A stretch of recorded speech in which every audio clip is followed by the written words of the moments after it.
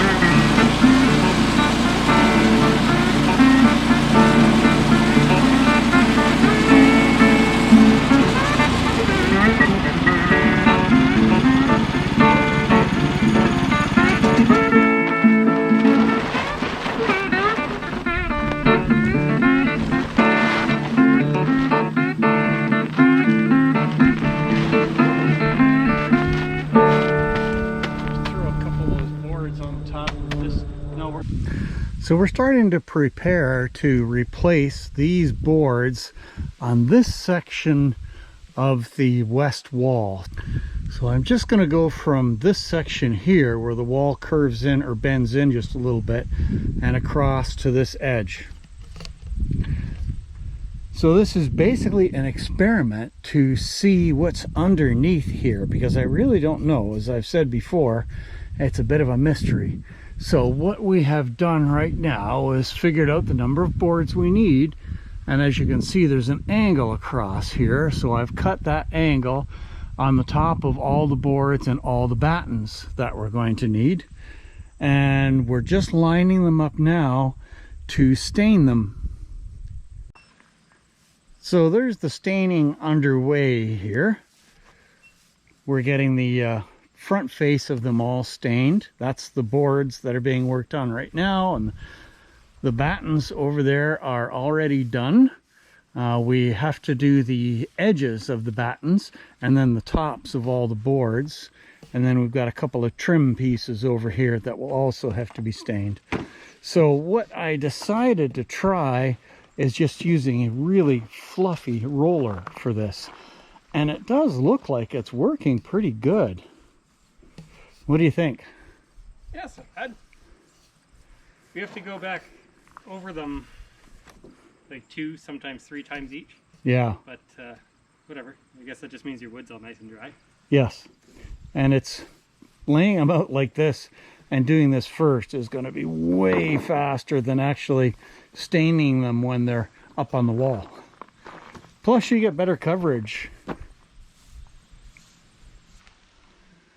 Well, there's our boards. We're almost done staining, but I ran out of stain. So we're going to take a rest, get back at it tomorrow, finish off the staining. Then we're actually going to start peeling off the boards on that section of wall and find out what's under there. So we've got a little sidetracked here today, which is pretty normal for me. So instead of continuing with the siding, we're going to see if I can pull this poplar log out of here. The owner of the property here, which is the picnic fields, has said that he wants the log gone, and he's given it to me. So we're going to cut it off at the root ball, which is where it actually tore out of the ground, and then I'm going to see if the little Kubota will pull it out, and if that works, great. Otherwise we'll have to get Art's big tractor over here to pull it out.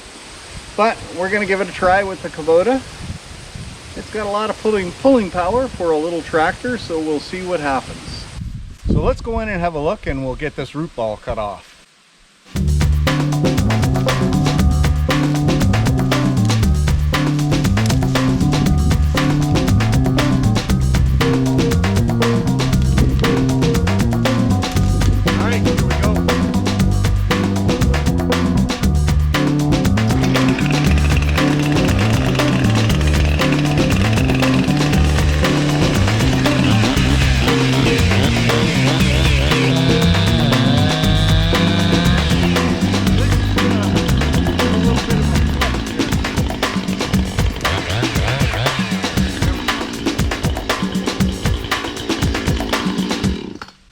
Alright, that was simple.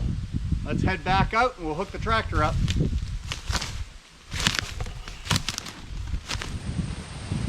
So the little tractors like this are notoriously tippy, so you've really got to be careful where you're going with them.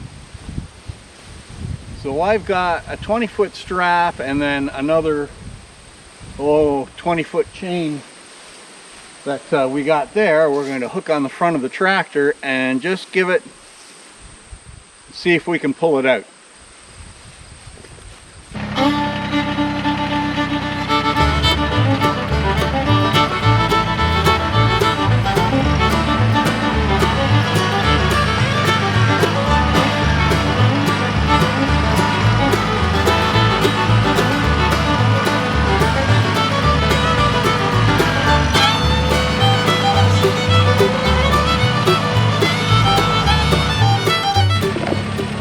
A pretty amazing little tractor.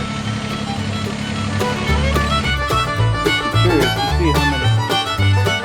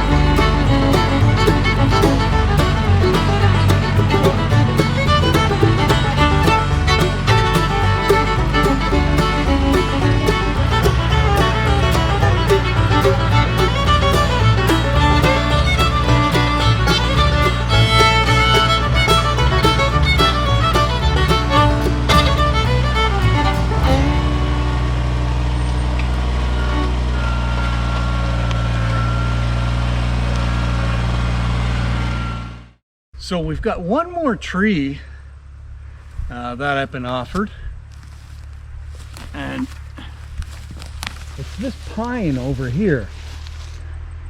So the whole top of it has broken off, and it looks like it probably came down. There's Art. It looks like it probably came down and actually took the hydro wires out here. So this piece we're going to leave for now, but the piece that's up right behind it, there's very few branches or anything on it.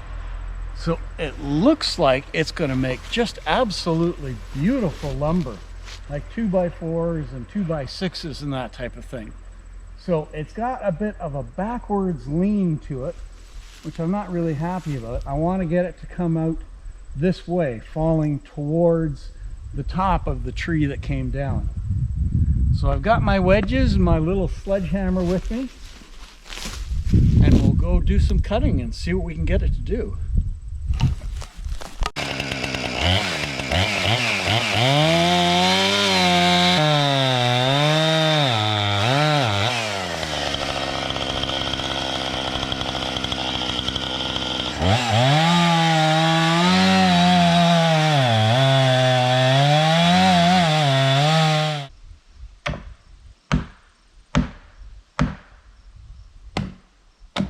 Come on.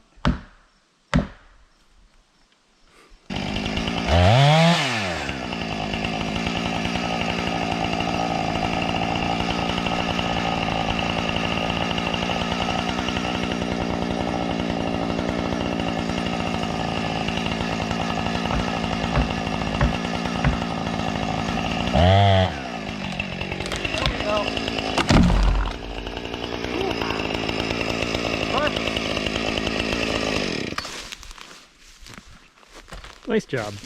Okay. So that came down right exactly where I wanted it. So that's perfect. I had to bury my wedges for it, but that's okay. We counteracted the lean, and down it came.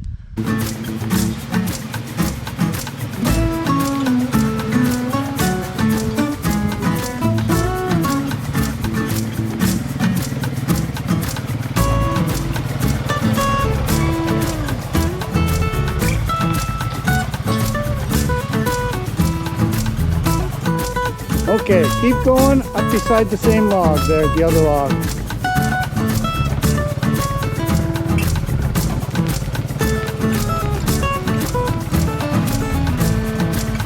That's good right there.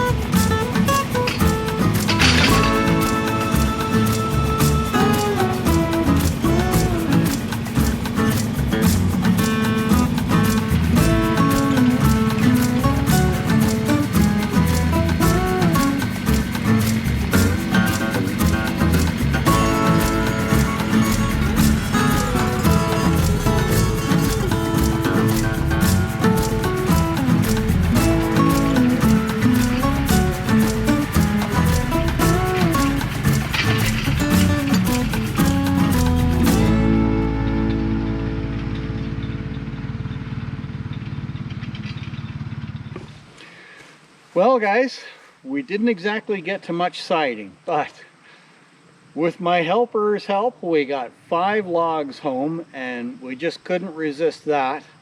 That is a few $100s worth of lumber for just the time to pick it up and take it back to the mill. So that was really good. So we will get on to the siding yet, I promise. Hopefully next video. Well, we'll see how it goes. anyway, that's going to be it for today's video, and that's going to be it for my helper. Thank you, son, for being here to help me. He has really been a tremendous amount of help and saved me a lot of time. So thanks again, folks, and we'll see you on the trails the next time.